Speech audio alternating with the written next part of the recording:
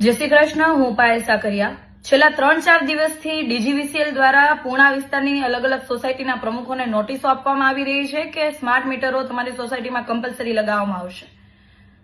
હું ડીજીવીસીએલ એવું કહેવા માંગુ છું કે પૂર્ણા વિસ્તારની અંદર હું કોર્પોરેટર હતી ત્યારે સતત અમે પત્રો લખેલા છે કે સબસ્ટેશનો તમે રસ્તા વચ્ચે જે છે ને ખસેડવામાં આવે અને અંડરગ્રાઉન્ડ કરવામાં આવે અથવા એની કોઈ અલગ વ્યવસ્થા કરવામાં આવે. ડીજીવીસીએલ દ્વારા રસ્તા વચ્ચેના સબસ્ટેશનો ખસેડાતા નથી, ડીજીવીસીએલ દ્વારા થાંભલાઓ ખસેડાતા નથી, પૂરો પાવર આપી શકાતો નથી, અઠવાડિયામાં કાપ હોય છે, મહિનામાં 4 વખત કાપ આપવામાં આવે, પૂરી વીજળી પ્રોવાઈડ કરી શકાતી નથી. પણ લોકોના ખીચા કઈ રીતના ખાલી કરવા, સ્માર્ટ રીતે ખાલી કરવા, એના માટેની યોજનાઓ, નવા સ્માર્ટ મીટરો લાવીને કોન્ટ્રાક્ટરોના ફાયદા માટે, ભાજપના મળતિયાના ફાયદા માટે, ભાજપના ફાયદા માટે તમે સ્માર્ટ મીટર લગાવવાનું જે ગતકડું લાવ્યા છો એમાં અમે ક્યારેય સફળ નહીં થવા દઈએ. જો મનમાં કોઈને એવો વેમ હોય કે પૂર્ણા વિસ્તારની દિવાલ ધરાશાયી થઈ ગઈ છે, કોર્પોરેટરો હારી ગયા છે, હવે પૂર્ણા વિસ્તાર માટે અવાજ ઉઠાવવાળું કોઈ નથી, તો એવો મનમાંથી વેમ કાઢી નાખશો.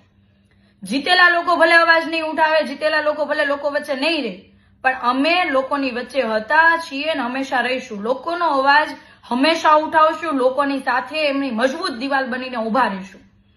મારા વિસ્તાર એટલે કે પૂર્ણા વિસ્તારની અંદર ક્યાંય પણ ભાજપને સ્પષ્ટ કહેવા માંગુ છું કે તમારી આ એજન્સી કે તમારા મળતિયાઓને ફાયદા કરાવવા માટે સ્માર્ટ મીટર લગાવવા માટે કોઈ જોર જબરજસ્તી કરવામાં ના આવે.